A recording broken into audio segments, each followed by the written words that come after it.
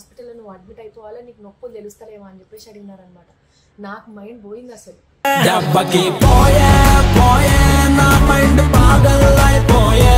నేనేమో నవ్వుకుంటూనే ఉన్నా, అయ్యో లేదండి నాకేం తెలుస్తలేదు అని చెప్పేసి నవ్వుతూనే ఉన్నా. సో నిజంగా నాకు అనిపించింది ఆ టైంలో నేను ఇంకా లాస్ట్ స్టేజ్ లో ఉన్నాను అని చెప్పి.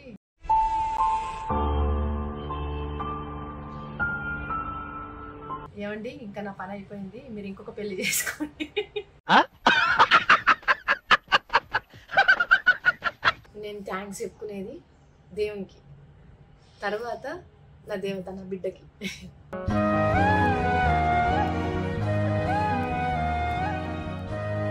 నేను నమ్మిన, అంటే నేను మాట్లాడేది నా బేబీ వింటుంది అని చెప్పేసి మాత్రం నేను నమ్మిన.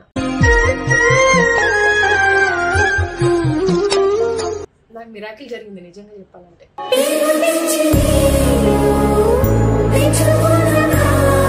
బేబీకి నాకు సపోర్ట్ చేసిన బేబీకి కూడా మంచిగా అయిందనమాట.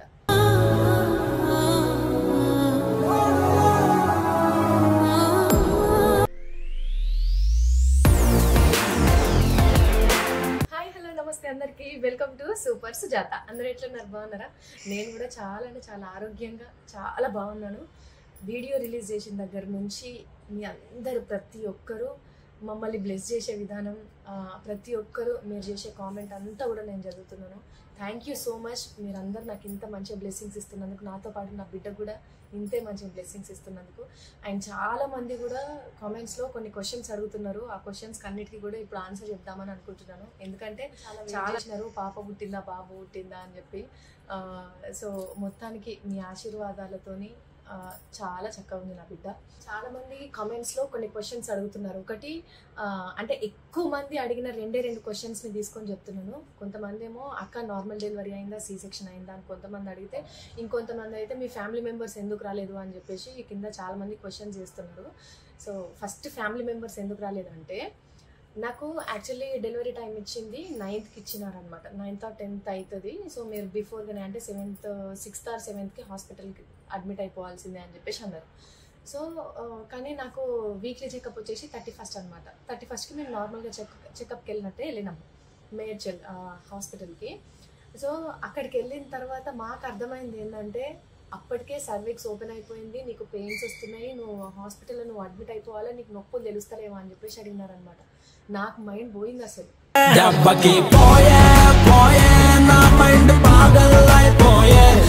ఎందుకంటే వెంటనే మేము జస్ట్ నార్మల్ చెకప్ కంటే తెలుసు కదా, బ్యాగ్ తీసుకొని మేము ఇద్దరమే జస్ట్ ఫైల్ ఒక్కటి తీసుకొని పోయినాము, ఏం క్యారీ చేయకుండా వాటర్ బాటిల్తో వెళ్ళిపోయినాం అనమాట. సో మేము అడ్మిట్ అయిపోవాలి అని చెప్పంగానే ఫస్ట్ నాకైతే క్వశ్చన్ మార్కే ఉండింది అనమాట. నాకేం అర్థం కాలేదు, ట్రాన్స్లో ఉండిపోయినా. ఇంకా రాకేష్ గారు అయితే లేదండి మీరు మళ్ళొక్కసారి చెక్ చేయండి, పెయిన్స్ కాదేమో 2 days నుంచి, అంటే బిఫోర్ 2 days ముందే ప్రెగ్నెన్సీ షూట్ చేసినాను. సో కొంచెం టైర్డ్ అయిపోయినా కాబట్టి ఆ రోజు నుంచి నాకు కొంచెం అలసట ఉంటుండే, కానీ నొప్పి అని తెలియలేదు. ఈయన అన్నాడు కొంచెం అలసిపోయిందండి అందుకే పెయిన్స్ అని అంటుంది తప్ప ఇప్పుడు ఏం కాదండి, చూడండి మీరు మళ్ళీ ఒకసారి అని చెప్పేసి. అంటే మేము స్ట్రాంగ్ ఉన్నాం, ఏంటంటే వాళ్ళు ఇచ్చిన డేట్కే డెలివరీ అవుతుంది, బిఫోర్ అవ్వదు అనే స్ట్రాంగ్ ఉన్నాం మేము. కానీ డాక్టర్ ఇంకా మా సాటిస్ఫాక్షన్ కోసం మెషిన్ తీసుకొచ్చి మెషిన్లో కూడా చూపించింది అనమాట. ఇగో పెయిన్స్ వస్తున్నాయి, అమ్మాయికి తెలుస్తలేదు, వీటినే పెయిన్స్ అంటారు, ఇవి ఫేక్ పెయిన్స్ కాదు, ఇవి నిజం పెయిన్స్ అని చెప్పేసి చాలా ఎక్స్ప్లెయిన్ చేసి మీరు అడ్మిట్ అయిపోవాలండి, ఛాన్స్ తీసుకోవద్దు అని చెప్పేసి అన్నారు. ఛాన్స్ కాదు అసలు, మీరు హాస్పిటల్ నుంచి ఇప్పుడు నేను వెళ్ళనియని, మీరు హాస్పిటల్లో అడ్మిట్ అయిపోవాలని చెప్పగానే ఒక అర్ధగంట సేపు ఇద్దరం ప్రశాంతంగా కూర్చున్నాం. అంటే ఆ టైంలో ట్రాన్స్లో ఉన్నాం కదా, మాకు ఏం అర్థమవుతలేదు. అదేంది నేనేమో నవ్వుకుంటూనే ఉన్నా, అయ్యో లేదండి నాకేం తెలుస్తలేదు అని చెప్పేసి నవ్వుతూనే ఉన్నా. సో మా ఆయననేమో ఒక అర్ధగంట సేపు రిలాక్స్ ఉండి నా సిచ్యువేషన్ అడిగినారనమాట. నీకు ఏమనిపిస్తుంది, ఓకేనా, నీకు హెవీ ఏదన్నా ఇబ్బంది అనిపిస్తుందా, లేకపోతే ఉమ్మ నీకు లీక్ అవుతుందా, అవన్నీ ఉంటాయి కదా. అవన్నీ అడిగినా కూడా నాకు అసలు ఏం తెలుస్తలేదు. ఏం లేదండి నాకు కొంచెం కాళ్ళు లాగుతున్నాయి, అంతకుమించి నాకు అసలు ఏం లేదు అని చెప్పేసి చెప్పినా నేను. ఇంకా డాక్టర్ అడ్మిట్ అయిపోవాల్సిందే అని చెప్పేసి అన్నారు కాబట్టి అని 1/2 hour మేము టైం తీసుకొని అప్పుడు మేము మా అత్తమ్మ వాళ్ళకి ఇన్ఫార్మ్ చేసాం. మా అత్తమ్మ వాళ్ళంటే ఇంట్లో బ్యాగ్ ఇట్లా అంతా సర్ది పెట్టుకున్నారు. సో ఫోన్ చేసి మీరు రండి, కంగారు ఏం లేదు, ఇంకా ఈ అమ్మాయికి పెయిన్స్ ఏం తెలుస్తలేదు, జస్ట్ ఓపెన్ అయ్యి డెలివరీ అవుతుందా ఏంటి, అక్కడ ఎవరు లేరు అంటే నేను చిన్న పెయిన్కి కూడా నేను తట్టుకోలేను అనే ఫీల్తోనే ఉంటారు ఇంట్లో అందరు కూడా. చిన్న నొప్పిని కూడా నేను భరించలేను అనమాట. అయ్యో చిన్న నొప్పిని కూడా భరించలేదు, ఎట్లయితుందో ఏందో అని ఇంట్లో టెన్షన్ పడుతూ ఉంటారు కదా. సో అందుకోసమని రిలాక్స్ అయ్యి రమ్మని చెప్పిన. ఇక్కడికి ఫోన్ చేసినాం కానీ మా ఇంటికి అసలు ఫోన్ చేయలేదు ఆ టైంలో. ఎందుకంటే అందుబాటులో అత్తమ్మ వాళ్ళే ఉన్నారు. అమ్మ వాళ్ళు రావాలంటే ఊరు నుంచి రావాలి. సడన్గా మేము ఆ టైంలో కాల్ చేసినాం అనుకో, వాళ్ళు కంగారు పడిపోయి మళ్ళీ ఇన్ కేస్ వాళ్ళు ఊరు నుంచి బయలుదేరినా కూడా మేము ఉన్నది మేడ్చల్లో, వాళ్ళు అక్కడ నుంచి వచ్చినా ఇక్కడ రిసీవ్ చేసుకోవడానికి ఎవరు అందుబాటులో ఉంటారు, అవన్నీ కూడా ఉంటాయి కదా. సో అందుకోసమని వాళ్ళకి మేము ఫోన్ చేయలేదన్నమాట. ఇంకా పెయిన్ స్టార్ట్ అయిపోయిన తర్వాత నాకు సివియర్ పెయిన్స్ వచ్చినప్పుడు అప్పుడు నన్ను మన హాస్పిటల్ రూమ్ నుంచి లేబర్ రూమ్కి తీసుకొని పోయిండు. లేబర్ రూమ్కి తీసుకుపోయేటప్పుడు కొంచెం పెద్ద పెయిన్స్ స్టార్ట్ అయినాయి. అప్పుడు నేను భరించలేకపోతున్నా. ఇంకా లేరుకి తీసుకెళ్ళిపోయిన తర్వాత దగ్గర ఒక 4 hours అట్లా పోయి ఇట్లా వస్తా కావచ్చు అనుకున్నా నేను. 4 hours అమ్మో చూసిన చూడు, నరకం అంటే నరకం చూసిన. అది నరకం అని కూడా నేను అనలేను. ప్రతి ఆడపిల్ల మదర్ కావాలనుకుంటే మాత్రం ఖచ్చితంగా ఆ నొప్పులను భరిస్తేనే బిడ్డ పుట్టిన తర్వాత మనకు ఆ సాటిస్ఫాక్షన్ ఉంటుంది అని ఊకే మా అత్తమ్మ చెప్తుండే అనమాట. సో నిజంగా నాకు అనిపించింది ఆ టైంలో నేను ఇంకా లాస్ట్ స్టేజ్లో ఉన్నాను అని చెప్పి.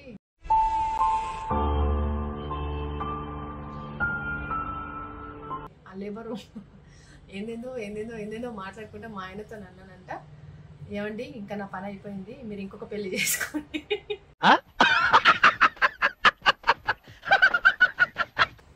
ఇట్లనే ఉండకండి, ఇంకొక పెళ్లి మాత్రం మీరు ఖచ్చితంగా చేసుకోండి, ఇంకా నా పని అయిపోయిందండి అని చెప్పి. ఎందుకంటే ఆ పెయిన్స్ తట్టుకోలేక నాకు ఏమైపోయిందంటే మొత్తం గిడ్డినెస్ వచ్చి కళ్ళు మూతలు పడిపోతున్నాయి. ఇంకా నా నొప్పులు తీయడం నాకు అయితలేదు, నొప్పులు తీయడానికి వస్తలేదు నాకు. డాక్టర్ ఏమో నువ్వు ఒక్కసారి నొప్పి తీస్తే సరిపోతుంది, గట్టి నొప్పులు వస్తే నేను పెయిన్ తీస్తలేవు. సో ఆ టైంలో మా అమ్మ వాళ్ళకి చెప్తే ఏంటంటే, మా అమ్మ వాళ్ళు ఉండేది వరంగల్, అంటే వరంగల్ లోకల్లో కాదు, వరంగల్ నుంచి మా ఊరు 30 కిలోమీటర్లు ఉంటుంది అనమాట. ఎప్పుడంటే అప్పుడు ఊరు నుంచి వరంగల్కి వచ్చేటట్టు మాకు సఫిషియెంట్ బస్ సౌకర్యం కూడా ఉండదు.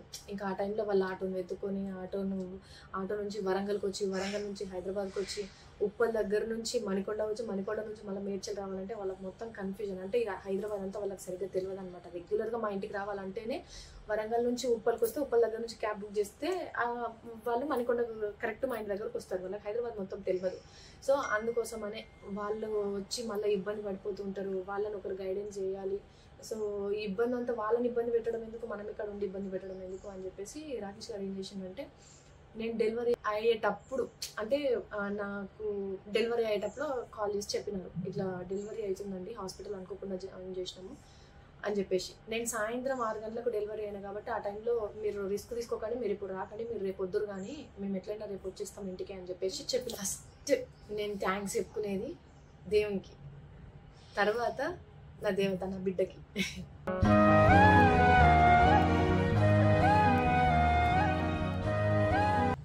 ఆ తర్వాత మీ అందరి ఆశీర్వాదాలకి.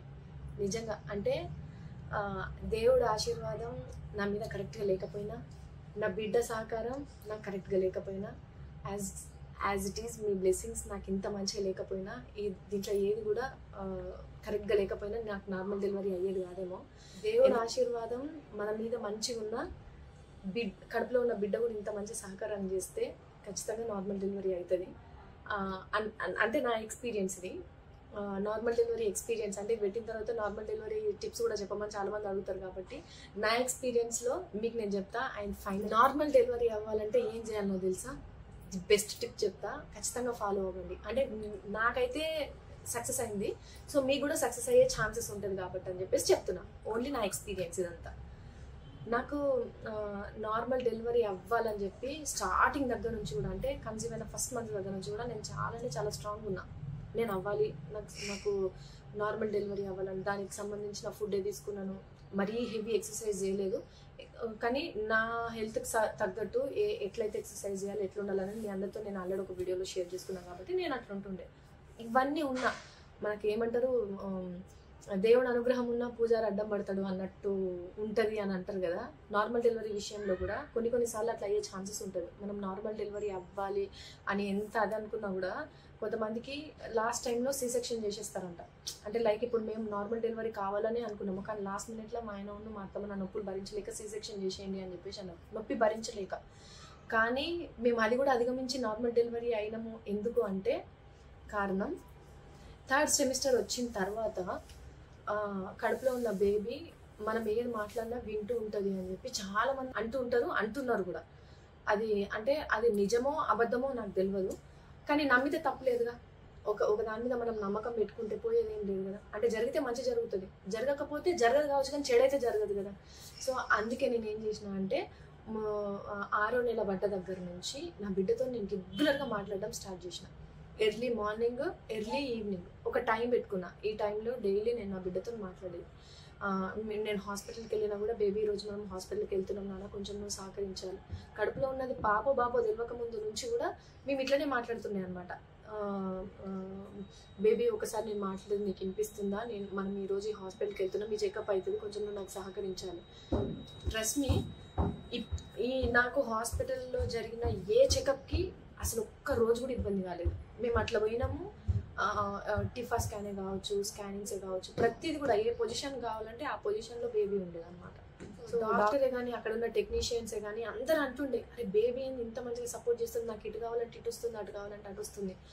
నేను నమ్మిన, అంటే నేను మాట్లాడేది నా బేబీ వింటుంది అని చెప్పేసి మాత్రం నేను నమ్మిన. దాని వైజే నేను రెగ్యులర్గా నేను మాట్లాడుతూ కూడా తెలియాలి కదా, తీయడం నాకు తెలుస్తలేదు అనమాట. ఇంకా నా పని అయిపోయింది అనుకున్నా, మొత్తం బొరుతున్న కింద బొరుతున్న మీద బొరుతున్న వల్ల అవుతలేదని. ఇంకా అత్తమ్మ వాళ్ళు నా నొప్పి భరించలేక, అత్తమ్మను మా ఆయన ఇద్దరు ఉన్నారు లేబర్ రూమ్లో, ఇద్దరు అనేసిండ్రు అనమాట డాక్టర్ ఇంకా ఆమె నొప్పిని మేము భరించలేకపోతున్నాము, అయితే అయింది, సి సెక్షన్ చేసేయండి, వద్దు ఇంకా మేము భరించలేకపోతున్నాము అని చెప్పేసి అన్నా కూడా డాక్టర్ నిజంగా ఎంత స్ట్రాంగ్ ఉందంటే, నేను అవుట్ ఆఫ్ అయిపోయినా, నా వల్ల అవుతలేదు. మా వాళ్ళు కూడా చేతులు ఎత్తేసిండ్రు అవుతలేదని. కానీ ఊరికే చెక్ చేస్తూ ఉంటారు కదా, minute to minute baby position ఎట్లుంది, బేబీ సహకరిస్తుందా నార్మల్ డెలివరీకి, లేదా సి సెక్షన్ వెళ్ళిపోదామా, బేబీ హార్ట్ బీట్ ఎట్లున్నది, అవన్నీ చెక్ చేస్తూ ఉంటారు అనమాట. మినిట్కి చెక్ చేస్తున్నప్పుడేమో డాక్టర్ అంటది బేబీ హ్యాపీగా సపోర్ట్ చేస్తుంది, తను నార్మల్ డెలివరీకే ఇంపార్టెన్స్ ఇస్తుంది, రావాలని చెప్పేసి చాలా ఫైట్ చేస్తుంది, సో మీరు ఇట్లాంటి ఏం పెట్టకండి, మీరు సి సెక్షన్ అంటే మీరు రూమ్లోకి వెళ్ళి మీరు బయటకు వెళ్ళిపోండి అని చెప్పేసి డాక్టర్ చాలా స్ట్రాంగ్ ఉండి ఫైనలీ నార్మల్ డెలివరీ చేసింది అనమాట. స్టార్టింగ్ నుంచి కూడా నా ఆరోగ్యం అయితే ఇది, సో నేను స్ట్రాంగ్ అవ్వాలి, నేను స్ట్రాంగ్ అవుతున్నాను నీకోసము, నువ్వు కూడా నా కోసం స్ట్రాంగ్ అవ్వాలి, నార్మల్ డెలివరీ అవ్వాలనుకుంటున్నాను, నీ శరీరాన్ని నువ్వు స్ట్రాంగ్ ఉండు, నార్మల్ డెలివరీకే సపోర్ట్ చేయను అని చెప్పేసి నేను రెగ్యులర్గా మాట్లాడుతుండే. సో మరి ఏమో నేను స్పృహ తప్పిపోయినా కూడా నా బేబీ వాంటెడ్లీ నార్మల్ డెలివరీగానే వచ్చేసింది అంటే నమ్మకం అంతే. నిజంగా చెప్తున్నా, అంటే నా విషయంలో మాత్రం ఇది నాకు జరిగింది. మీరు ఎవరైనా సరే కన్సీవ్తో ఉంటే మీరు ఖచ్చితంగా చెయ్యండి అని చెప్పండి. అంటే చిత్తం శివుని మీద భక్తి చెప్పుల మీద పెట్టినట్టు చేస్తే మాత్రం కాదు, మనం పూర్తిగా నమ్మితేనే మన నమ్మకం మీద నిలబడుతుంది. డాక్టర్ అంటూ ఉంటుంది అనమాట రెగ్యులర్గా, మీ బాడీని మీరు నమ్మితే మీకు మిరాకిల్స్ జరుగుతుంటుంది అని చెప్పేసి అంటూ ఉంటుండే సరళ గారు. సో నేను నా బేబీని నమ్మిన, నాకు మిరాకిల్ జరిగింది నిజంగా చెప్పాలంటే.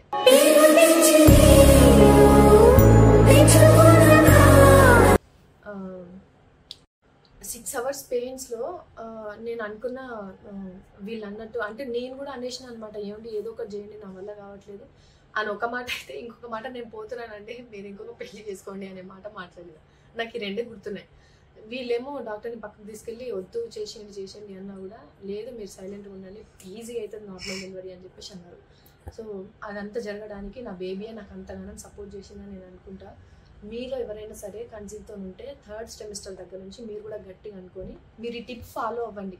జరిగితేనేమో మీకు పాజిటివ్ జరుగుతుంది, కానీ నెగిటివ్ అయితే జరగదు కదా. సో నా ఎక్స్పీరియన్స్ ఇదనమాట. ఎంత మంచిగా నేను ఫుడ్ కరెక్ట్ టైంకి తీసుకున్నాను, మెడికేషన్ కరెక్ట్గా తీసుకున్నాను, ఒక్కరోజు మెడికేషన్ మిస్ అవ్వలేదు, ఎక్సర్సైజ్ నాకు చెప్పిన ఎక్సర్సైజ్ నేను చేసుకున్నాను. సో నాకు రిజల్ట్ ఇట్లున్నది అనమాట. డెలివరీ అయిన నెక్స్ట్ డేనే మేము ఇంటికి వచ్చేసినాం. సో ఇదంతా కూడా ఎందుకు చెప్తున్నా అంటే, మనకి 9th month వచ్చింది అంటే డెలివరీ ఎప్పుడైనా అయ్యే ఛాన్సెస్ ఉంటుంది. సో అంటే మనకి ఇచ్చిన డేట్కే ఖచ్చితంగా అవ్వాలనేది ఏం లేదు.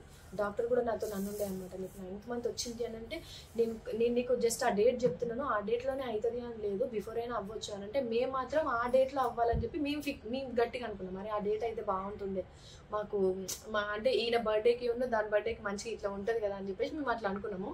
కానీ ఓకే, బిఫోర్గానే నా బేబీ డెలివరీ అయినా కూడా నేను హ్యాపీ.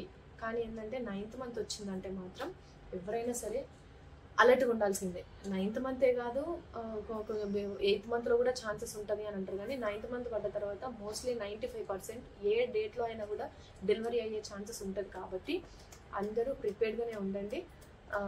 నాకు నా ఎక్స్పీరియన్స్ ఏంటంటే, నేను హాస్పిటల్కి వెళ్ళే ముందు 2 రోజుల ముందు కూడా నేను ఈయనతోని కొంచెం కాళ్ళు లాగుతున్నాయి, కొంచెం నడుము లాగుతుంది అని చెప్పేసి నేను అంటున్నా. మేము ఆ రోజు ఇంకా ఈయన నోటి చలవ చూడు, మేము ఆ రోజు హాస్పిటల్కి వెళ్ళే రోజే కారు ఎక్కేటప్పుడు మా ఆయన అన్నాడు, నాకు తెలిసి ఈ రోజు పోతున్నా మనం అక్కడనే జాయిన్ అవుతామేమో అని చెప్పేసి నవ్వుకుంటా అన్నాడు అనమాట. జాయిన్ అయిపోతామేమో, ఎందుకంటే నువ్వు ఊకే కాళ్ళు లాగుతున్నాయి, నడుము లాగుతున్నాను అంటున్నావు, అవి ఫేక్ నొప్పులు లేకపోతే ఏందో నాకు అర్థమవుతలేదు అని చెప్పేసి అన్నాడు. నవ్వుకుంటూ అన్నాడు. ఇన్ కేస్ సీరియస్గా అంటే నేను నిజంగానే అమ్మో ఛాన్స్ తీసుకోద్దండి, అత్తమ్మ మనం లగేజ్ తీసుకొని వెళ్ళిపోదాం అని చెప్పేసి నేను అంటుండే. నవ్వుకుంటా అన్నాడు. కాబట్టి అక్కడికి వెళ్ళిన తర్వాత కూడా డాక్టర్ అనేసరికి నాకు మైండ్ పోయింది, మా ఆయన అన్నమాట నుంచి. సో 9th పడ్డ తర్వాత ఎవరైనా సరే అలర్ట్గా ఉండండి. ఫ్యామిలీ మెంబర్స్ మాత్రం ప్రెగ్నెన్సీ లేడీస్ని ఖచ్చితంగా ఒక గంట కనిపెట్టుకుంటూ ఉండండి. ఫస్ట్ ప్రెగ్నెన్సీ వాళ్ళకి ఏంటంటే నొప్పులు ఏంది అనేది తెలియదు.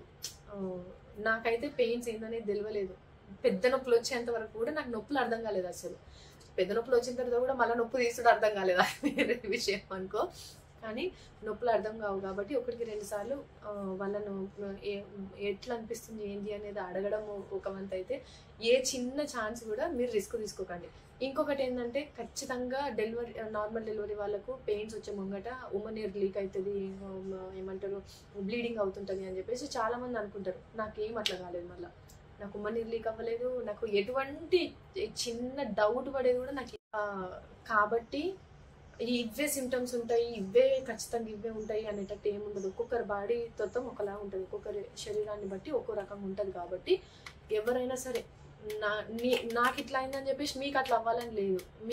మీకు ఏ రకంగా జరుగుతుందో. కాకపోతే ఇదేంటంటే, నేను చెప్పే ఇన్ఫర్మేషన్ ఏంటంటే, ఓకే ఇట్లా కూడా జరుగుతుంది అనే ఒక అవగాహన కోసం చెప్తున్నాను. ఇంకొకటి ఏంటంటే, మనం ప్రెగ్నెన్సీ టైంలో ఏం విన్నాము, ఏం మాట్లాడము అనేది కూడా డెలివరీ అయిన తర్వాత బేబీకి రిఫ్లెక్ట్ అవుతూ ఉంటుంది అనమాట. అంటే నేను బేబీ కడుపులో ఉన్నప్పుడు కాలభైరవాష్టకం కానీ, లలిత సహస్రనామాలు కానీ, హనుమాన్ చాలీసా కానీ ఇట్లాంటివన్నీ నేను వింటుండే అనమాట. పడుకోబెట్టేటప్పుడు కూడా దేవుళ్ళ పాటలు పెట్టి నేను ఈ టైంలో నేను పడుకుంటున్నా అని చెప్పేసి బేబీకి చెప్పి నేను పడుకునేది. సో డెలివరీ తర్వాత కూడా ఇప్పుడు బేబీని పడుకోబెట్టాలంటే అవి పెట్టి దాన్ని కొంచెం జో కొడితే చాలా హ్యాపీగా నిద్రపోతుంది. కాబట్టి అంటే కూడా ఎంత హ్యాపీగా పడుకున్నాను, డిస్టర్బ్ చేసినా కూడా ఇంకా హ్యాపీగా అట్లా మంచిగా నిద్రపోతుంది అనమాట. అంటే కొంతమంది అంటారు కదా, డే టైంలో కొడితే నైట్ టైంలో నిద్ర ఉండదు, నైట్ టైంలో పడుకుంటే డే టైంలో నిద్ర ఉండదు. అది ఎంతవరకు వాస్తవమో నాకు తెలియదు, కానీ నా విషయంలో మాత్రం అది జరగలేదు. ఎందుకంటే బేబీ పుట్టింది అరౌండ్ ఈవినింగ్ 6:30కి అట్లా పుట్టింది, ఎగ్జాక్ట్లీ 6:30కి పుట్టింది ఈవినింగ్. సో నైట్ టైం పుట్టింది, పడుకోదు సరిగ్గా అని చెప్పేసి చాలామంది అన్నారు. కానీ నాకు అసలు డే 1 నుంచి నాకు ఆ ఇబ్బంది లేదనమాట. ఏదైనా సరే పాటలు పెట్టి కడుపులో ఉన్నప్పుడు నేను ఏదైతే అలవాటు చేసినానో ఇప్పుడు కూడా అదే అలవాటుతో అట్లనే పడుకుంటూ ఉంటుంది. కాబట్టి మనం ఎట్లున్న ప్రెగ్నెన్సీ టైంలో మనం ఏమేమి వింటున్నామో, మన ఆలోచనలు ఎట్లుంటాయి, మనం పాటలు వింటున్నామా లేకపోతే మనం దేని గురించి ఎక్కువ ఆలోచిస్తున్నాము, బేబీకి మనం ఏం చెప్తున్నాము అనేది డెలివరీ అయిన తర్వాత బేబీ మీద ఖచ్చితంగా రిఫ్లెక్ట్ అవుతూ ఉంటుంది. అది మాత్రం నా ఎక్స్పీరియన్స్. కాబట్టి మీరు ప్రెగ్నెన్సీతో ఉన్నప్పుడు ఏం వింటారు, ఎట్లా ఆలోచిస్తారు, ఏం తింటారు, బేబీకి ఏమేమి చెప్పుకుంటూ ఉంటారు అనేది కూడా ఖచ్చితంగా క్యాలిక్యులేట్ అవుతుంది. కాబట్టి మీరు డెఫినెట్లీ ఫాలో అవ్వండి, సరేనా? పెళ్ళికి ముందు ఇవన్నీ నేను అంత డివోషనల్గా నేను ఉండేదాన్ని కాదు. ఆబ్వియస్లీ మనం ఒక కుటుంబంలోకి వచ్చినాం కాబట్టి అవన్నీ కూడా మనం కూడా ఫాలో అవుతాం. ఒక ఫ్యామిలీతో ఉన్నామంటే ఫ్యామిలీ అట్మాస్ఫియర్ మనల్ని ఎట్లయినా ఆవగిస్తూ ఉంటుంది. కాబట్టి అవి కూడా నేను ఫాలో అయినా. అండ్ బేబీకి నాకు సపోర్ట్ చేసిన బేబీకి కూడా మంచిగా అయిందనమాట.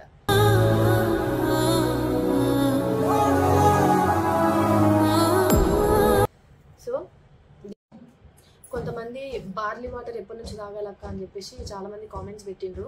నేను మాత్రం ప్రెగ్నెన్సీ 2nd మంత్ దగ్గర నుంచే డైలీ పరిగెడుపుతో తాగిన అనమాట. పరిగెడుతున్నా అంటే బ్రష్ చేసుకున్న తర్వాత ఫస్ట్ బార్లీ వాటర్ హీట్ చేసుకొని తాగిన తర్వాతనే నా ఫుడ్ డైట్ నాకు స్టార్ట్ అవుతూ ఉండే. బార్లీ వాటర్లో కూడా కొంచెం హనీ, మీకు ప్లెయిన్గా తాగబుద్ది అయితే ప్లెయిన్గా కూడా తాగొచ్చు, లేదు హనీ వేసుకొని తాగబుద్ది అయితే హనీ వేసుకొని తాగొచ్చు, లేదంటే కొంచెం పంచదార వేసుకొని కూడా తాగొచ్చు. నేను అప్పుడప్పుడు పంచదార వేసుకొని తాగుతుండే, అప్పుడప్పుడు ప్లెయిన్గా తాగుతుండే. బాదం ఖచ్చితంగా తినండి, డ్రై ఫ్రూట్స్. అంటే ఫుడ్ మీద కూడా నేను మీకు ఆల్రెడీ చెప్పేసినాను. బార్లీ వాటర్ మాత్రం డేలో ఒక్కసారి మాత్రమే తాగండి, 1 గ్లాస్ తాగండి, ఉమ్మనీరుకి ఇబ్బంది అవ్వకుండా ఉంటుంది. సో నేను అవి తాగడం స్టార్ట్ చేసిన దగ్గర నుంచి 9th మంత్ వరకు, అంటే టిల్ హాస్పిటల్కి వెళ్ళే రోజు వరకు కూడా తాగుతూనే ఉన్నాను. తాగితే మనకు ఉమ్మనీరుకి హెల్ప్ అవుతుంది.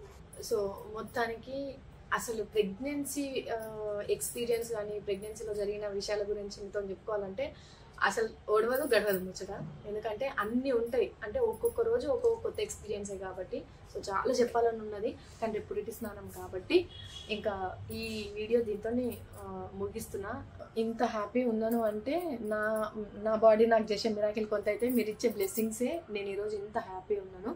అండ్ డెలివరీ తర్వాత ఎట్లుండాలి ఏంది అనేది మీరు కూడా నాకు కొంచెం అడ్వైస్ చేయొచ్చు, కింద కామెంట్స్ పెట్టండి, డెఫినెట్లీ నేను చదువుతా. అండ్ నేను చెప్పిన దాంట్లో ఏదైనా మీకు మిస్టేకా లేకపోతే ఏదైనా మీకు యూజ్ అయింది అని అంటే అది కూడా కామెంట్ సెక్షన్లో పెట్టండి, వాటి గురించి కూడా నేను రిప్లై ఇస్తాను. Thank you so much.